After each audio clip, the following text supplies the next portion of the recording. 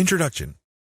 If you're looking for a fairly automated way to build a brand online, you don't have to look further than Twitter. In fact, for the longest time, a lot of marketers and marketing companies have long considered Twitter as a great place for brand formation. If you're looking for an online brand, Twitter is a great place to start. It's easy to see why. Twitter is so easy to use. You just need to post a tweet that is 140 characters. You need to do it long enough. You have to pick the right hashtags. You have to pick the right content, and, given enough focus and attention to detail, you will get it right. It's just a matter of time. Of course, this does not mean automatic success, but with everything else being equal, Twitter, compared to other social media platforms, is definitely easier to master. Why? First of all, it is very friendly to automation. That's right, you can automate pretty much everything you do on Twitter. This is why a lot of people use it to make money from the internet on autopilot. They don't have to babysit each tweet. They don't have to sit around to figure out what's going on. They can pretty much set a strategy, let software do it, let the process run for some time, double-check their work, make some adjustments here and there, and then let it run. Basically, they keep repeating this process until they get it right. Again, you can run things on autopilot. With that said, you shouldn't expect much traffic if you just started on this platform. I hate to break it to you, but just like with anything else in life, you can't start out at the top. You can't expect massive success without having put in the time. While the actual work involved in Twitter can be so well managed that it almost feels like everything is automated, it still requires work. I know this is going to discourage a lot of people because a lot of people are looking for get-rich-quick schemes. A lot of people are looking for some sort of one-size-fits-all, cookie-cutter, instant success formula. Unfortunately, Twitter doesn't work that way. It can deliver success pretty much on an automated basis, but you have to pay your dues to get there. Everybody is different. Everybody's situation is different. Everybody's goals are different. This is why you need to put in the time. The good news is if you are able to do that, you will be greatly rewarded by this platform because of certain key features of this system. What is so great about this platform is that it has fairly easy mechanics. It really does. When people use Twitter for the first time, they just tweet away. They just think of things to say, and in 140 characters, they tweet away. Sooner or later, they realize that they would reach a much wider range of people if they use hashtags. Even later, they figure out that people who tweet about certain topics all the time are more likely to send them more visitors or more interested followers if they engage with them. In other words, Twitter is one of those platforms that you just have to figure out in broad terms to lay out an initial strategy. Implement that strategy, and then learn from your results. Do these first before you start marketing on Twitter. Before you even seriously think of starting on Twitter, do these first. If you set up a website, you should have been doing these already. Just in case you are unclear on the concept or just in case you did things out of order, here are the things that you should do before you even think of marketing on Twitter. Pick your niche. It's really important to understand that if you want to be successful on the internet, you must have a laser focus on how you're going to make money. A lot of people are clueless regarding this. In fact, a lot of them think that they just need to buy a system that somebody else has built and they will make money. What they're really saying to themselves is they're too lazy to think through their online business. That's always a dangerous proposition because when you let another person do your thinking for you, you're going to have to deal with the consequences. You have to understand that when people build systems for others, they're usually trying to cut corners. They're trying to make the most amount of money with the least amount of effort. Do you think they have your best interest in mind with that attitude? Of course not. This is why it's a bad idea to let somebody else pick your business for you. You have to do it yourself. You have to know what you're doing. You have to know who you're going to be marketing to, what exactly you're going to be pushing, and how you're actually going to be making money on the internet. You can't just buy some sort of business in a box and expect everything to work out smoothly. That happy ending that you may have been dreaming of may be a very distant and even impossible dream. Why? You just didn't step up. You have to do all of this yourself. The most important is to pick a niche. A niche is a subject matter category or some sort of category for whatever collection of needs you are trying to address. What kind of problems do the products you are promoting or the website you are building address? Pick that niche. Understand how that niche compares with other niches.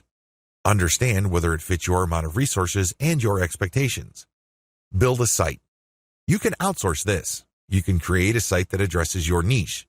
When you're building a website, you're not just putting up a nice-looking online destination. It must do something. It must convert the traffic that you drive to that site into cold, hard cash. Create a mailing list. Next, you have to create a mailing list. This is crucial. Your mailing list is actually the payload of your website. Sure, you may be putting up affiliate ads on your website. When people click these and they land on the sales or landing page, they may buy something. When they do that, you get a commission. That's nice and everything, but if you really want to make money over the long term, create a mailing list. Why? Whatever credibility, respect, or trust you create with your website, you maintain with your mailing list. When you have an update on your website, you just publish the link on your mailing list and invite people to click through, and you have yourself a nice burst of traffic.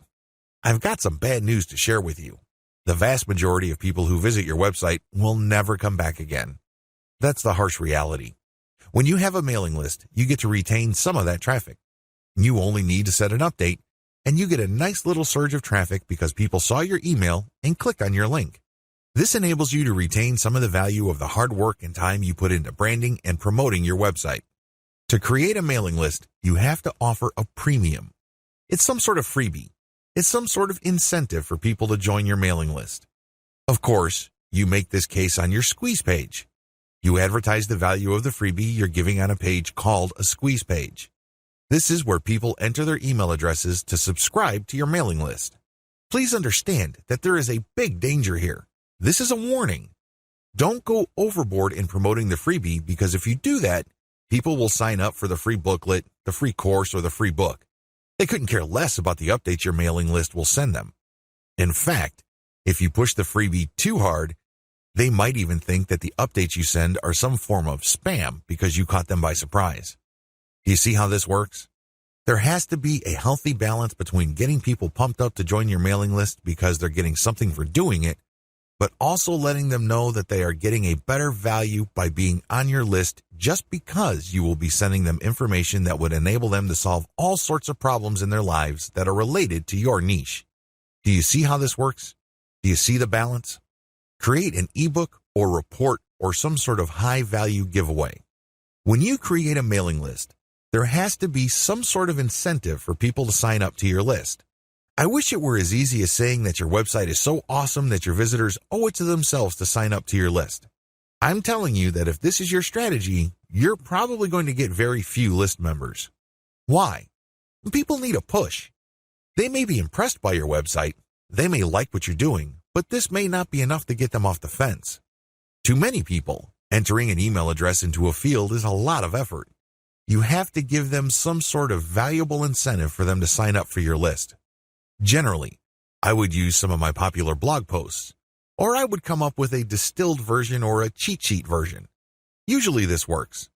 Other times, I would use some sort of massive compilation of resources that are an answer to people's problems. Whatever the case may be, the value of the incentive must be obvious. They don't have to be Sherlock Holmes to figure out the value of what you're giving away. Again, to reiterate, the value must not be so big and steal so much of the spotlight that people forget that they're signing up for a mailing list. It must share equal billing with the list. You have to promote the freebie in such a way that it is still clear to the person registering to your mailing list that they are signing up for a mailing list. Find top-notch content in your niche.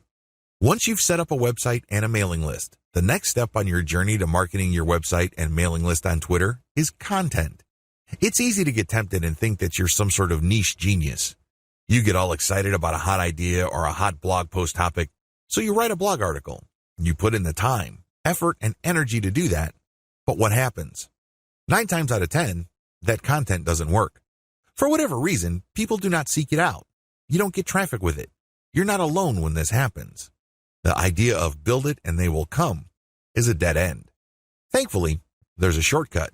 Focus on content in your niche that already works. Look at the social media accounts of influential people or companies in your niche. Look at the content they're sharing. Pay attention to how many social signals they get. Do they get a lot of retweets, likes, favorites? Do they get shared a lot on Facebook? Using this objective social signal information, select their best content and reverse engineer it. Reverse engineering top-shelf niche content. Now that you have a clear understanding of what's hot and what's not in your niche, the next step is to reverse engineer your competitors' best content. How do you do this? First of all, you just focus on their topic. If they're talking about a certain personality in your niche, then talk about that person, because obviously the fact that they're getting all this attention from your niche audience means people are truly interested in that personality. However, don't stop there. Come up with something new. Maybe interview that person directly, or maybe take some sort of controversial angle. Maybe you can give more complete information. Whatever the case may be, come up with content that is obviously superior. This is what's going to make your tweets more popular. This is what will speed your branding efforts up. I'm sorry, but if you're just going to offer the same content that everybody in your niche is already offering, there's really no reason the people you're reaching out to should follow you. Think about it. If they think that you're giving them the same stuff as other sites, why go to you? They can easily have gone to those other sites. Draw their attention based on familiar themes. Keep their attention by doing something a bit different. It doesn't have to be much. You don't have to be a hero. You don't have to go overboard. But it has to be different enough. Unfortunately, this is one of those things that you will have to figure out firsthand. You would have to do it through trial and error. You have to learn through trial and error. Set up consistent social media accounts. Now that you have followed the steps above, you can now start setting up your social media accounts.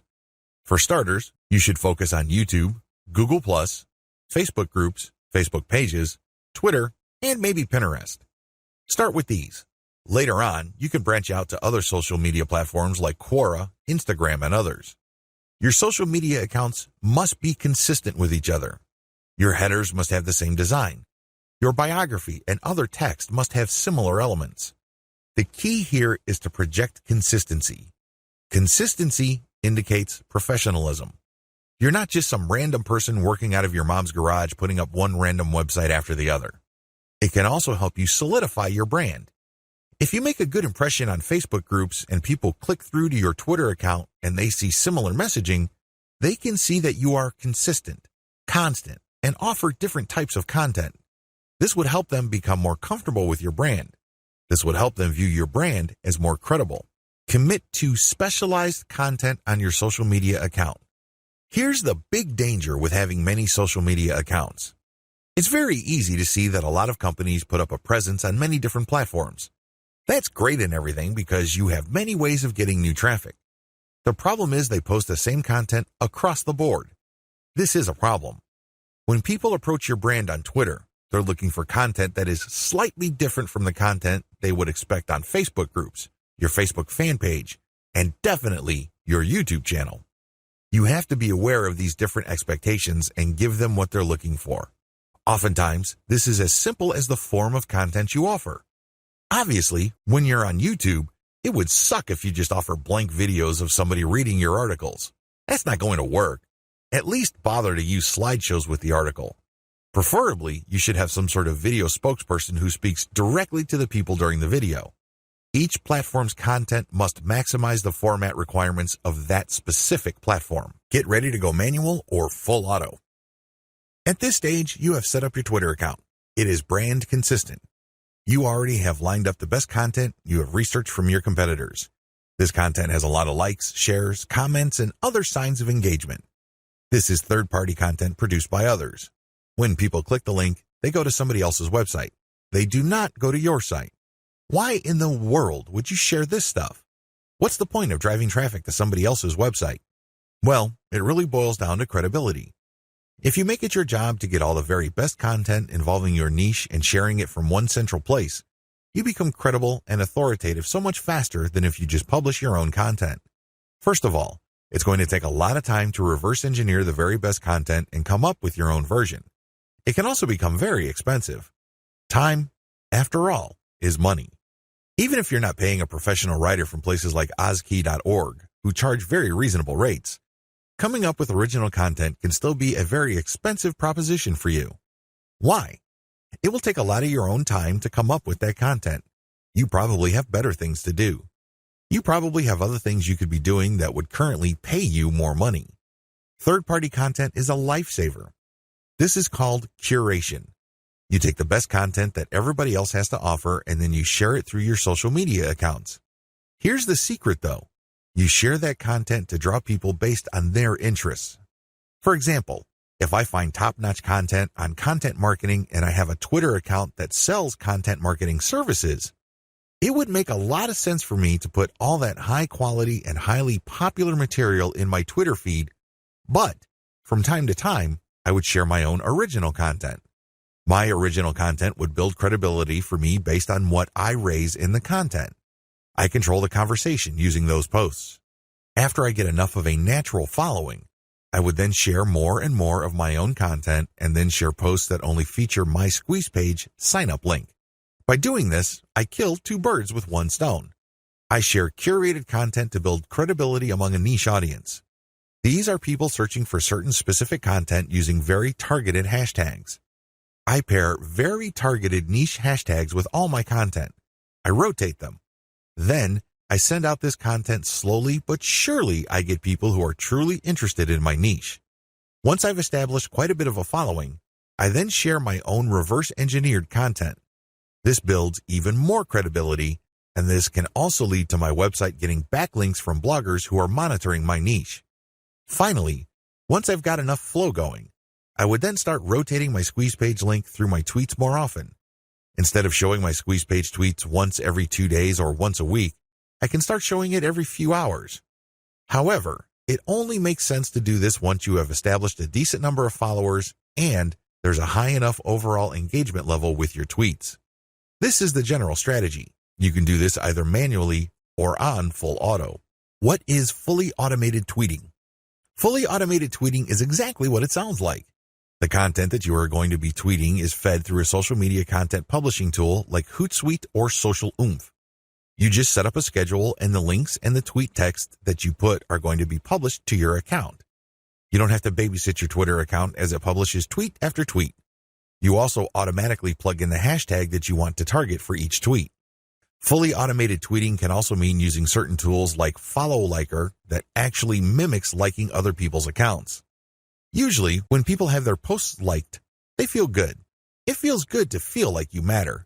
It feels good to be appreciated. A certain percentage of these would actually click the account of the person liking and see what their page is like. If they like what they see, they end up following. Fully automated tweeting also includes this. You basically automate publishing, but you also automate engagement. There are many tools currently available on the market, but here's a bit of warning. Twitter is cracking down on bot-like behavior. While few people will have problems with automating publishing, most people would view automating liking or automated favoriting or listing with more suspicion. I'm just giving you a heads up because these bots may sooner or later be banned by Twitter. What is purely manual tweeting? You can go the other extreme. The other extreme, of course, is to do everything purely by hand. Not only do you find the very best content by hand, you filter them manually, you post everything manually, you also engage manually. The great thing about this is that you have maximum control. The bad thing about this is you need to have iron discipline to pull this off. What if the vast majority of your actual link clickers live in a different time zone? This is going to be a problem. You're going to have to get up early or stay up late to tweet within the hours your actual followers are most active. This can get downright inconvenient. Also, engaging tons of niche accounts on Twitter can burn up a lot of time. You also have to process a lot of information in a short period of time. Unless you have an IQ over 150, it's just going to be a little heavy because that's a lot of content to read through and analyze. Go for a hybrid solution. There's a lot to recommend a purely manual tweeting approach. You get a lot of control. You get a laser-like focus on account selection. You get to truly fine-tune your message. However, it takes too much time and effort. Thankfully, there is a halfway solution. This hybrid solution is pretty straightforward. You can use tools to post on your Twitter feed, but engagement is done manually. That's pretty much how it boils down. You still have to find niche-related content that's already gone viral. There's no getting around this. You still have to do this. Thankfully, there is a cheaper way to do this. You can, of course, do this yourself. Like I said, time is money. You might also feel like you're going nuts because you have to read so much material. The shortcut is to use a service like congoplus.com. They have virtual assistants from places like India and the Philippines that you only need pay $18 per day. These bright, ambitious, educated people would then find the viral content that you're looking for that meets your criteria. They then send you an XLS file, you verify, then you pay them. It's only $18 for 8 hours worth of work. You can't beat that with a baseball bat. You really can't. However way you choose to do it, you need to get this content. You then look for influence leaders on Twitter that cater to your niche. Again, you can do this yourself or you can hire a virtual assistant to do it for you. The secret is to make sure that they're almost always talking about your niche. Once you are sure about that, you can then look at their content and pay attention to their hashtags. Copy these. You're going to pair these with your tweets. Use an automated tool to publish. Whether you're doing things manually or automatically, use an automated tool to publish. The good news here is that you're not taking blind shots in the dark. When you publish, pair this content, whether it's original or third-party, with hashtags related to your niche. The difference. The big difference is what happens next. When you're using an automated system, you wait for an organic following and then you mix in your squeeze page links and your content links. You then use some sort of tool to mimic engagement. For a manual approach, you do the same. You wait for an organic following to increase and then you mix in your own stuff. The big difference is you invest 1 hour per day doing manual outreach to influencers in your niche. You should already be doing this because these are the people you got your hashtags from. Remember? The extra step that you need to take is just to engage with them. Tell them that you like their content. Manually like their stuff. Click the heart icon or retweet. Do whatever you can to get on their radar. One-to-one or person-to-person engagement is crucial. You have to get on their radar. Again, you can try to automate, but it can be ham-fisted. Also, it may be so obvious or clunky. Worse yet, Twitter might be cracking down on engagement automation, so this option may not remain open for long. Manual Twitter marketing. Assuming that you have decided to go the manual route, here's what you need to do. You have to budget your time. If you think you only have 1 hour to spare, make sure you give it at least 1 hour. This means stick to 1 hour exactly or go a bit over, but you need to make sure you put in the time. Find niche leaders. First, you need to find people's Twitter accounts who talk about your niche. Enter the keywords related to your niche into Twitter to find those accounts. How do you know these keywords? Where do you find these keywords? Here are the steps. Create a Google AdWords account. Don't get scared, this is free. Create a free account. Use the Google AdWords Keyword Planner tool. Enter websites that you know are competitors of yours, and alternatively enter well-known websites that you know are in your niche. You should get a nice listing of keywords using this technique. Once you find these keywords, look up those keywords to find even more related keywords. Make sure that these keywords get a decent amount of traffic. Read these keywords and be convinced that they are actually related to your niche. Once you have a nice clean list of keywords, plug this into Twitter to find accounts. There's a shortcut to this. You can use Congo Plus's $18 per day virtual assistants to do this for you. For only $18, you get a person's full 8-hour day of labor. This person can use Google AdWords for you, find the right keywords, filter the keywords, go through Twitter, find the accounts, get the hashtags, and follow those accounts. Follow real niche-specific accounts. Once you've done the above steps, you should be able to identify the accounts of people in your niche on Twitter. This is where you need to make a judgment call. You need to look at enough of their tweets to see if this person truly cares about your niche. Is this person really a niche expert, or does this person tweet about your niche from time to time? These are two totally different things. Follow real niche leaders. What are the benefits of manual Twitter marketing? When you identify and engage with niche leaders on Twitter, you get the following benefit. First of all, you get niche-specific hashtags. Second, you get a chance to get on the radar with people who are really experts or authorities in your niche. These people can open a lot of digital doors for your business. They can retweet your actual content. This can lead to niche-specific audience members visiting your website. They can interview you and possibly link to your website. You can interview them and establish some sort of professional friendship. You can get invited to conventions or symposiums or workshops.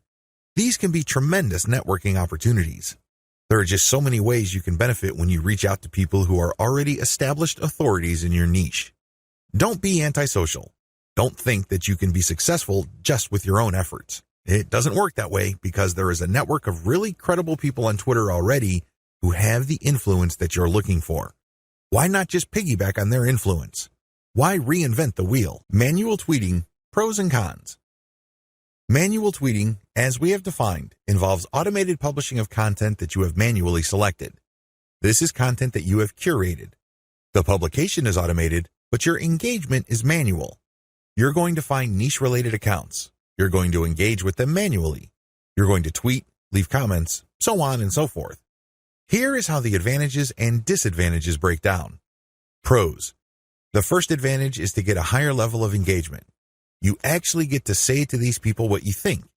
You get to interact with what they have to say. Maybe they're critical about your idea, so you explain your position to them. You give them a counter-argument. You ask for examples, or you rebut what they have to say. When you do this, you're not engaging in a pissing contest. Let me be clear, this is nothing to be emotional about. Instead, you use this as an opportunity to prove to them that you know what you're doing. True experts will accept the fact that not everybody will agree with them. When these experts are satisfied that you argued your position well, even though you don't agree with them, they respect you. They also respect you when you give them information that they may not know. This can lead to instant expert status. You only need to do this a couple of times with the right people and, believe me, they become your cheerleader. Another advantage is you get access to a pre-qualified niche audience. When an authority leader interacts with you on Twitter, they're actually publishing their conversation with you on their feed. This is a big opportunity. Don't blow it. When they respect you enough to keep responding and you give them one top-notch answer after another, they might even retweet a tweet of yours. This is a bonanza. Why? These people are already experts on Twitter in a specific niche field. This means that they have attracted people who consider them authorities. When they engage with your content to the point that their followers see your brand and your content, you get access to that audience. Psychologically, people would see if the person that I respect and admire so much respects this other person who I don't know enough to engage with them respectfully. I should pay attention. If this keeps up and the person who they follow keeps repeating your stuff or keeps engaging with you, it's only a matter of time until some of their audience members would jump over and follow you as well. Please understand, this is not a zero-sum game. It's not like they would unfollow the one expert to follow another expert. Instead, they're already following one expert and they would just follow another expert. They would be following an additional expert. You're increasing the social influence pie instead of fighting over somebody else's influence. They're not losing out. Another advantage to manual tweeting is the speed at which you get backlinks. I cannot emphasize this enough. If you want to boost your website's SEO and you want to get more search engine traffic, you will need backlinks. You can get this much faster when you do manual engagement. The people you're engaging with are in a better position to see that you know what you're talking about. You get to earn their trust and their respect faster. Once this happens, they are more likely to interview you or share content that you posted on your website. Whatever the case may be, this produces a backlink. This backlink really is a measurement of respect for your authority or an acknowledgement of your credibility. It acts as a vote of confidence. The more you reach out to a lot of authorities, the more high-quality backlinks you get. This can boost the overall ranking of your website. Finally, you may be invited to speak at conventions, workshops, or seminars. People might ask you to submit an original article that they would be publishing somewhere else. Best of all, you may get introduced to a big player in your industry. You might get a job offer. You might get some sort of consulting opportunity. Honestly, the range of opportunities available to you is endless. You just need to get out there. The best way to do this online is manual tweeting because you are in full control of your engagement, you craft the public persona you project, and this enables you to be more aware of opportunities as they flash into existence. Disadvantages. The big cons against manual tweeting should be obvious. It takes a lot of time. That's all I need to say. It should be self-explanatory. Second, it's content intensive. While content curation can help you tremendously, it can only go so far. You cannot become a global expert on a particular niche on Twitter and be respected by all other subject matter experts if all you do is share their stuff. That's just not going to happen. Ultimately, they're going to ask you, what about your stuff? What do you have to say? What does your original research indicate? You don't want to come up with a zero when asked those hard questions. Finally, there is no assurance that you will get some sort of alliance. I hate to say it, but certain niches really don't get much coverage on Twitter. You might be able to interact with a high level of niche authorities on Twitter, but that doesn't necessarily mean that they operate blogs that can then link to you. Still, on balance, Manual tweeting on Twitter delivers more benefits than its costs. Manual Twitter follower generation. How do you generate followers organically on Twitter using a manual technique? It's as basic as finding niche-specific accounts and finding their followers. Follow these niche-specific accounts, but pay attention to their followers. Follow followers who you know are truly interested in your niche. This requires research. You actually have to look at their tweets or look at the stuff that they're retweeting. Once you see a pattern and it is niche-related, follow these follower accounts. I know this is simple, but it's also effective. How to find the right niche influence leaders on Twitter. At this point, it should be fairly clear that you need to follow the right people on Twitter. Otherwise, the tips I've shared with you will not work. If you're just going to follow random people on Twitter, you don't know who you're influencing. In fact, you don't even know if you're influencing them at all. You have to understand that on Twitter, some people generally follow a general rule. If you follow me, I follow you. Nowhere in this does it say they're actually interested in what you have to say. That's a big problem. If you attract the wrong following, you're not going to get many results from Twitter marketing. In fact, the results you get would be the same as if you did not do Twitter marketing at all. That's a waste of time. You need to find real people. You also need to find real influential people. This isn't bad enough. You need to find real influential people in your niche. How do you do this? Here's my step-by-step guide. Pay attention to their biography. Look at their bio. Is it on point? Does it indicate the persona of a person who is truly interested in your niche? This is crucial. If there are no niche-related keywords there, or it's not obvious that this person is part of your target demographic, and it's not some sort of passionate or credible enough authority in your niche, then this is probably the wrong person. You may be barking up the wrong tree. Look at their follower-to-following ratio. This ratio is simple. Look at the number of people this person follows and look at the number of people following this person. If this person's followers greatly outnumber the accounts this person is following, chances are this is a real account. It is not some bot that is fully automated. Instead, this person actually has influence because for how many people he or she is following, he is followed by hundreds, if not thousands of more people. This is very important. If it turns out that the number of people following this person is pretty much the same as the number of persons he is following, it's probably not a good idea to follow that person. This person is probably just using some sort of software to take advantage of the fact that when you follow people, they follow you back. Some of them follow you back. Pay attention to their level of engagement. Look at the stuff that they talk about. Pay attention to their tweets. What do they constantly retweet? What do they tweet about? Are they talking about the same stuff most of the time? Does their account get a lot of retweets and posts, retweets and engagements? Do they get a lot of favorites? Is there a lot of engagement with the content they share? Even if this person is totally focused on your niche, but it turns out that their tweets don't get much engagement, they may not be all that influential. Becoming credible with them and getting access to their market may not work out for you. Their audience may not work out for you because they're not really authorities. Pay attention to the specificity of their posts. Look at their posts. Here's a rule of thumb. If 80% or more of their posts have something to do with your niche, follow them. Follow them if all the other points I raised above apply. But if it turns out that this person's bio is on point, it has more followers than the accounts that he or she is following, it has a high engagement level, but this person focuses on generalized content, this person may be a dud. In other words, this person is some sort of Twitter celebrity. This person is only an authority because of their personality and not much else. They're not an authority because they focus on a niche. They're not an authority because they are truly passionate about a niche. People only follow them because they think their personality is interesting. So, what you get is some sort of individual celebrity market. That's not what you're looking for. You're looking for a niche audience. Follow and engage. So, what do you do when you find a niche-specific and truly authoritative account on Twitter? First of all, they have to meet all the criteria listed in Video 5. Assuming they pass with flying colors, you follow them. Don't stop there. This is just the beginning. Once you follow them, you engage. Now, a lot of people have all sorts of misconceptions regarding what engagement means. Some people think that if they just click the heart button that they are engaging. They think that if they retweet that they are engaging. No, it goes beyond that. You actually have to engage in a one-to-one conversation with the person tweeting. You click the reply button.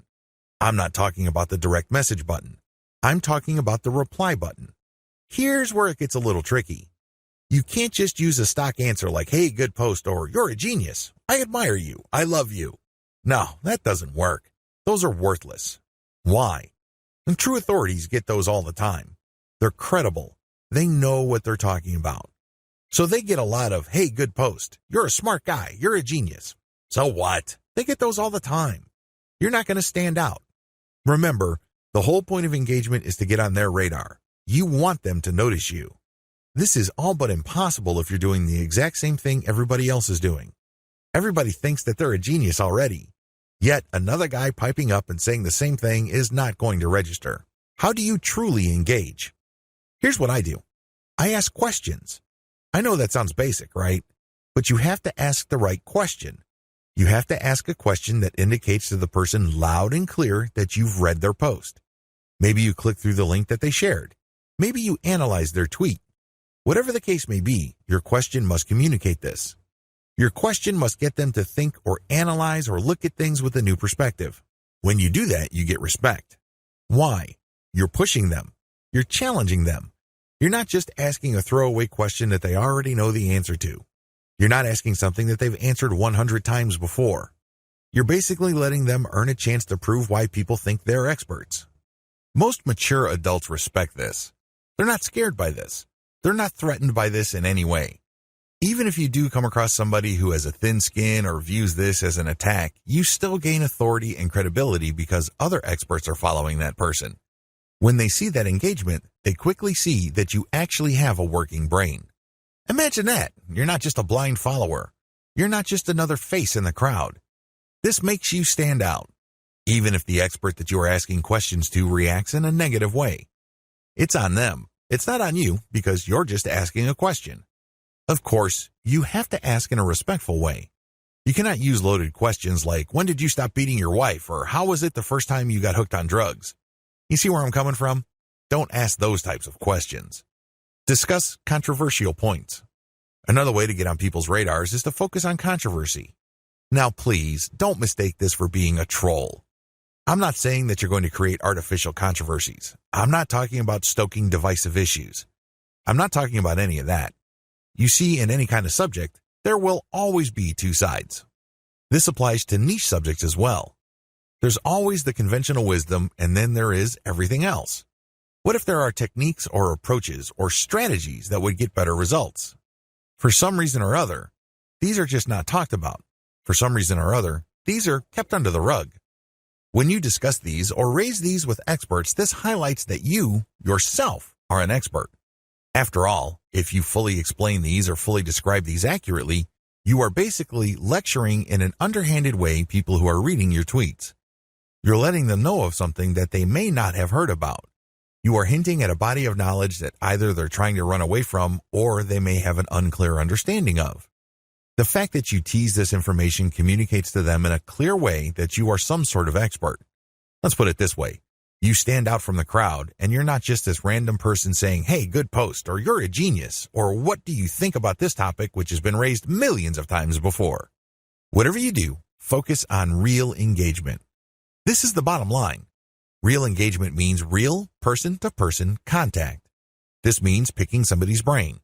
This means sharing information on a real profound personal level. This may not be always comfortable. It definitely is not always convenient, but it's absolutely necessary. You have to reach out. You have to engage. You have to communicate. You have to get the point across. This doesn't mean that you have to always be 100% in agreement. However, it means that you do have to always be 100% respectful. I know this is hard to do if the person you are engaging would feel threatened or get soft on you in the worst way. It's very tempting to fight back. It's very tempting to push back. Fight fire with fire, right? Well, here's the thing. If they act in a very unprofessional way and you keep your cool, who wins? Your brand wins. People start seeing you as an authority. People start seeing you as an alternative. This is how you get on the radar. Either things work smoothly and they agree with you and will love to help you, or things don't work out. When things don't work out, you can still win. How? Through your professionalism. You just have to control your emotions. Twitter is notorious for flame wars, troll attacks, and all sorts of hassles. But if you're able to keep your head together and focus on what you're trying to accomplish, things will work out for the best. What happens when you reach high engagement levels? A lot of people who are getting on Twitter measure their success based on three things. One, according to one school, you measure your success based on how much raw traffic you can pull from Twitter. Ultimately, this is the right answer because, at the end of the day, you need traffic to get conversions. There's no way around this fact. You can talk a big game about branding. You can talk a good game about becoming an authority. This is all well and good, but until and unless they translate to real traffic, you're not going to make money. You have to get real visitors to make money on the internet. But using this metric as your sole metric is going to be a problem. Why? Normally, you have to build a very high level of engagement and high level of authority for you to get a sizable volume of direct traffic from Twitter. The good news is that the traffic that you do tend to get would be qualified traffic. These are people who are not curiosity seekers. These are people who have nothing else better to do than to click random links. These are usually people who are interested in whatever it is you are saying, and by extension, whatever it is you are promoting. Another way to measure success on Twitter is the number of retweets you get. Again, this is good because it ultimately leads to traffic. However, in itself, it doesn't really lead to much. The same applies to people clicking the heart button that they like your stuff. They favorite your stuff. That is all good. It definitely is a great boost to the ego. But until it translates to traffic, it's really not worth much. Here's my answer. The obvious answer, of course, is traffic. But before we get to traffic, focus on engagement level. Try to get your engagement levels up. This means people are paying attention. This means people view you as an actual credible and authoritative expert. This means influence. If you have high engagement levels, a lot of things open up for you.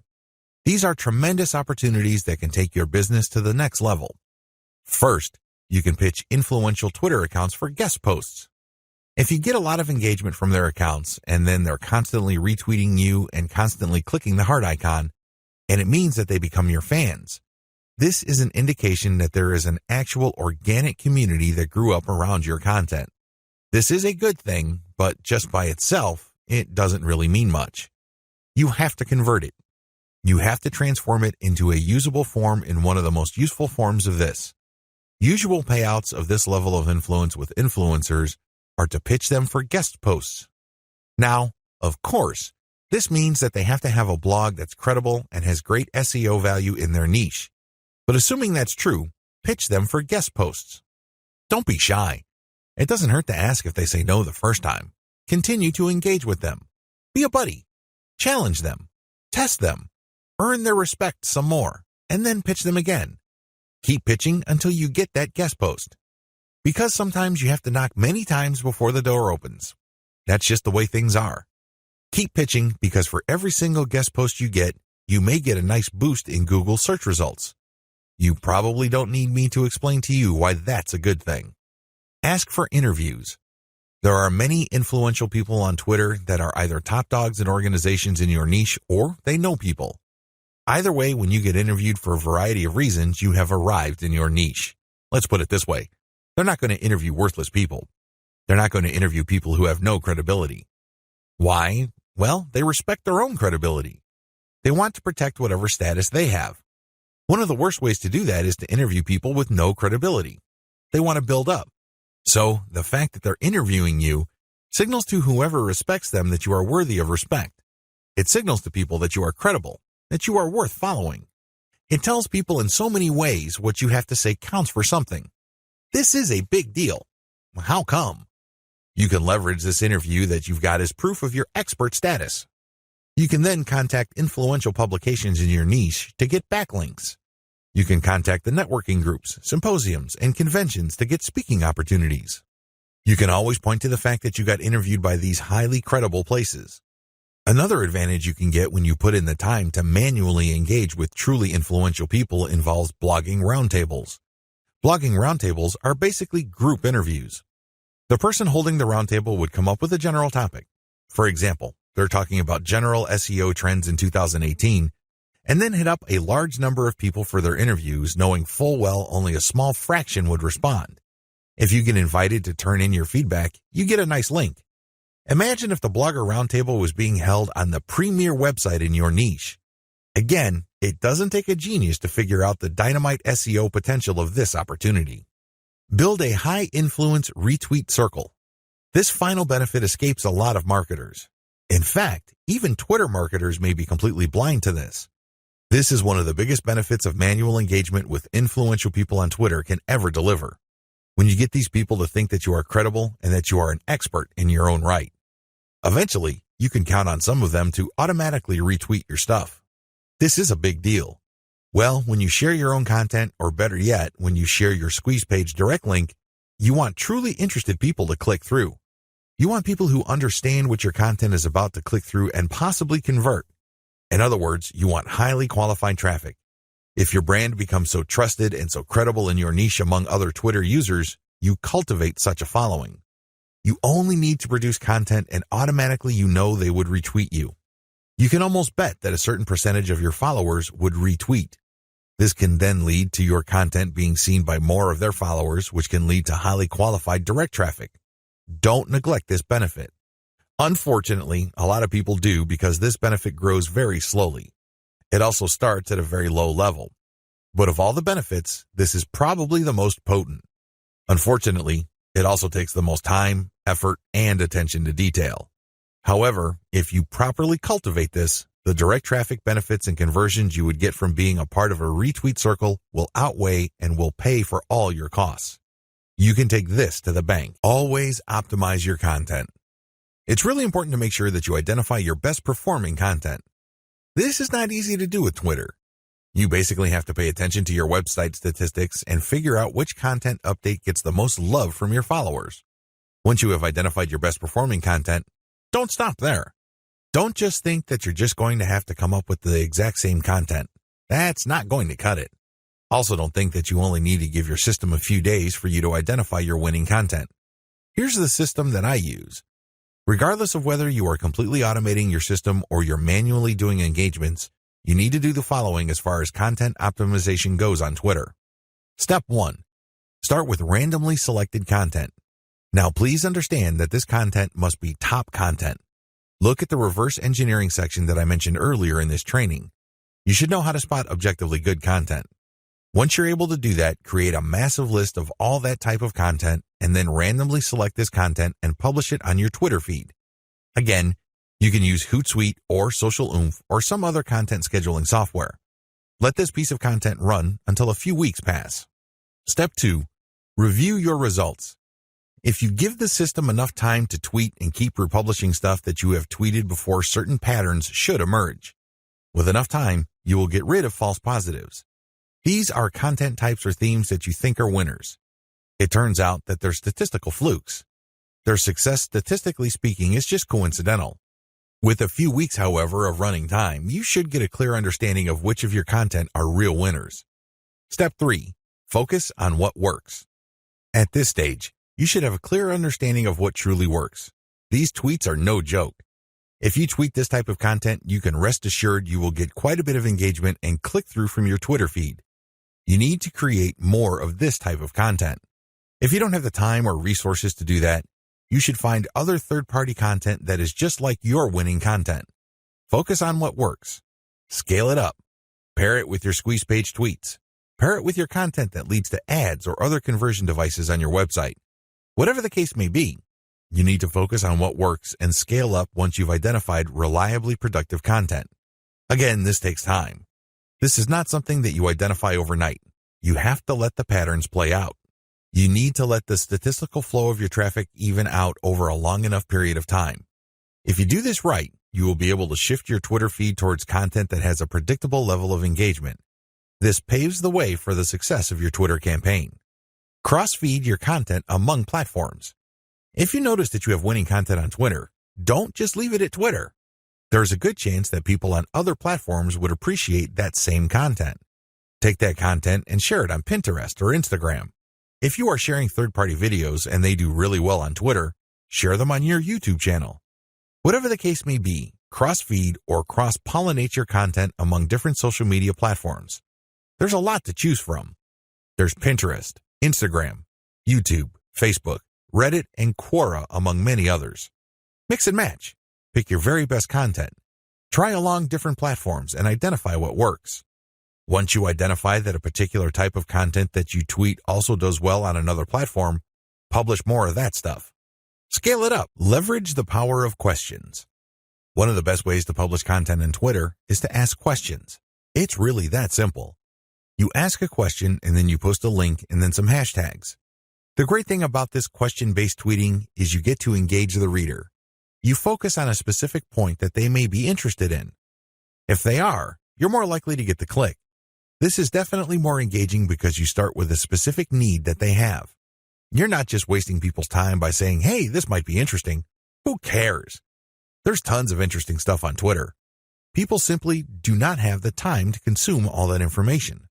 One of the best descriptions I have read about Twitter is that it's like drinking from a fire hydrant. There's just so much information to process in a very short period of time. This is why most people who consume a lot of social media content don't bother to read. They really don't. They don't have that luxury. Instead, they scan by tweeting in the form of questions followed up by a link and some hashtags.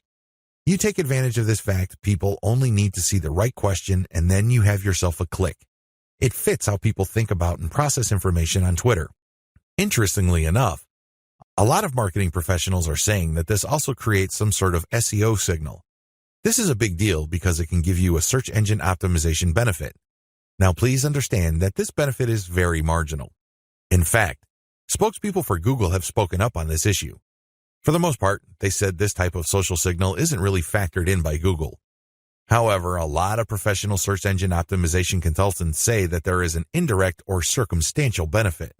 Whatever the truth may be, we could all agree that if there is a signal that is being factored in by Google, it's going to be a very weak factor. Still, it is a factor. So you raise the question-based format. Use your questions for Quora. Not only do you get to engage your Twitter followers more directly by using questions, you can recycle this resource by posting it on Quora. You're killing two birds with one stone. You are posing a question on Twitter, and then it's copying and pasting that question and posting it on Quora and then posting an answer, or you can look for a similar question that already exists on Quora and answer with basically the link that you are promoting through Twitter. You save on time. You definitely save on effort. Twitter marketing best practices. The first 9 videos of this training step you through the process of Twitter marketing. Whether you're going the fully automated route or you're doing things by hand, you have to use certain best practices. Otherwise, it's too easy for your Twitter marketing campaign to simply fall apart. The vast majority of people who try their hand at Twitter marketing simply do not succeed. It's not because these people are dumb. It's not because these people are hopeless in terms of execution. They just did not have a plan. They also did not follow certain best practices that would have increased their chances of success. Here are just some best practices that I've learned marketing successfully on Twitter for several years. Element by element optimization. When you're optimizing content on Twitter, it's a good idea to focus on one element at a time. What is an element? Well, it's just part of a tweet. It could be the question. It could be the link. It could be the hashtag. When you're optimizing for the highest amount of engagement and click-through, you have to change your tweet section by section. You can't just change them dramatically overnight because even if you do get some sort of improvement, you don't know which part accounts for that improvement. You're completely in the dark. On the other hand, if you optimize element by element, you can clearly identify which part you changed and reasonably conclude that this accounts for the improvement. Once you're no longer getting a nice improvement or you peaked with a particular element, then you switch to the next element. With Twitter, this is pretty straightforward. You play around with many different question variations until you get one that gets clicked a lot. Next, you swap out different hashtags until you get something that gets clicked a lot. It seems pretty simple, but it's something that takes place over an extended period of time. It's not something that happens overnight. You just have to pay attention to the trend.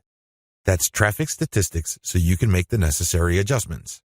Tweet timing optimization.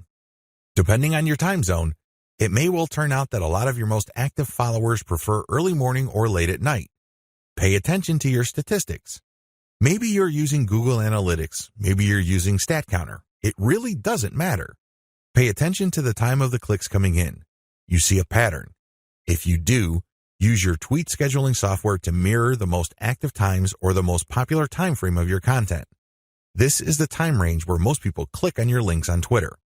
Make your decisions based on statistics. A lot of brilliant online marketers fail in the Twitter marketing game because they go with their gut. They tell me, I just know it feels right. Alternatively, they tell me that their gut is telling them something. 9 times out of 10, these people fail. Again, they're not dumb. They're not stupid. Instead, they base their decision on feelings. Unfortunately, in this game, feelings can only take you so far. In fact, hunches often lead to dead ends. If you're going to be making a decision involving your content, your conversion pages, your mailing list, or whatnot, pay attention to statistics. Make sure you can justify whatever changes you make with hard numbers. Conclusion. Twitter marketing success is not as hard as you think. Seriously, there are lots of people who are in their teens who make millions of dollars every year on Twitter. There are lots of companies located all over the world that find clients from Twitter. There are many home-based entrepreneurs such as yourself or digital marketers who make quite a comfortable living promoting online stores on Twitter. What accounts for these individuals' success? It is actually quite simple. They chose to be systematic and methodical. You have to have a system. You can't just do things by the seat of your pants. You can't just do things based on gut feeling. You have to have a way of proceeding because such systems teach you what to look for, how to respond when you find certain facts, and how to optimize your system. You have to be methodical. This means that you cannot put the cart before the horse. You have to follow the proper sequence. You have to look at the right signals. These two factors, system and meticulousness, flow together. It takes quite a bit of time to master this, but eventually you will get it if you put in the time. You have to pay your dues. Nobody will do it for you. I wish you nothing but the greatest Twitter marketing success.